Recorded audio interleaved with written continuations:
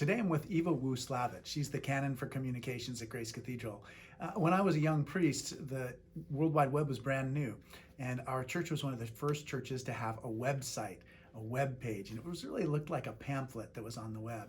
But I remember towards the latter part of the 1990s that Grace Cathedral really began to excel in what it was able to produce and show online. We were even in the early part of the 2000s showing the forum online with taking questions from as far away as Seattle or Minnesota or Florida and broadcasting the forum, that interview program that we have, and then also broadcasting sermons too. But with the pandemic, we really began broadcasting worship services. So it's been a real change for us. But one of the things that surprises me most, Eva, about the work that you do is this, like older technologies, the technologies that have been around for a while, just reach a lot of people. So could you tell me a little bit about just like our web page and how that reaches out to people? Absolutely. We launched a new website in January of last year, and it was taking from the old website to what we are now, where it's a bit more dynamic and it has a little bit more of some smarts built into it to anticipate some of the pages that you typically are following, so we follow the path with you. Yeah.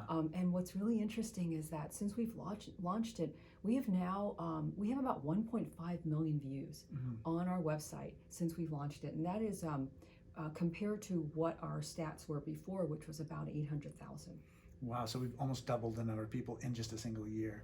Yeah. That's so interesting. And when people go to the website, what are they looking for? What are they hoping to find in that? It's really interesting. We continue to monitor which are the most commonly accessed pages. Of course, the homepage, because that's where they end up. But then the second page that is historically and continues to be the most popular is the page that is listed as prayers for difficult times.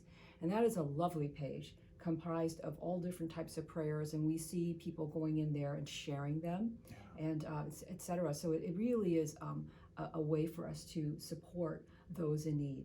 Yeah, and then we published on the blog. We published all like my sermon manuscripts are in there, and other different kinds of written material. Exactly, and we also see that as well. We also see people coming from outside looking for excerpts from your sermon. And so the website has been an extremely valuable tool, extremely valuable for our congregants, for those who are curious about Grace Cathedral, and those who are looking for some information based on your sermons. Yeah, I wonder if you can talk too about just another old technology, which is just ordinary email. We reach out to a large number of people through email, don't we? Yes, we do. On every week, we actually send emails out to over 81,000 people. And we do it with 4 different email newsletters that are curated and specific to what they have opted in for. With that 81,000, we have an average open rate of about 52%. And industry average 9% is an open rate. So what that means is that of that 81,000 people that we send newsletters to, 52% are actually opening it and reading it, which is really phenomenal. Yeah, it's so interesting because I think of communications happening in the worship service, like the way that we pray together and the way that we preach, etc. But in a way that those email communications are even more important in terms of the number of people who are connecting with the cathedral. The social media, it was such a major change with the advent of cell phones, and I wonder if you can talk a little bit about just Facebook, Instagram, Twitter. How are we doing on those platforms, and what do you see as their purpose for each of those different ones? I think you mentioned our website, you mentioned the email, and then now you're talking about social media. I think what it is that everyone's different. Yeah. Everyone have different ways of consuming and accessing information. So we at Grace Cathedral, in our marketing communications team, want to be able to support them on the places that they want to be.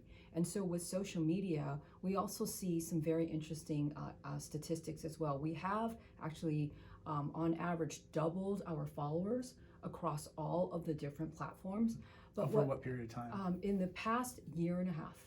And so we continue to do that. And what's very interesting is that our engagement rates are much higher than other organizations that we compare ourselves to, meaning that the information that we're sharing on posts on social, those people are actually sharing it as well. So they're seeing it of value, and they're feeling like, yeah, this is something I want to share with my family and friends, which is really something that you want to strive at versus just a simple like. Yeah, you know, I'm so much more dialed into what the YouTube channel is like. What is because so much of our energy goes towards that.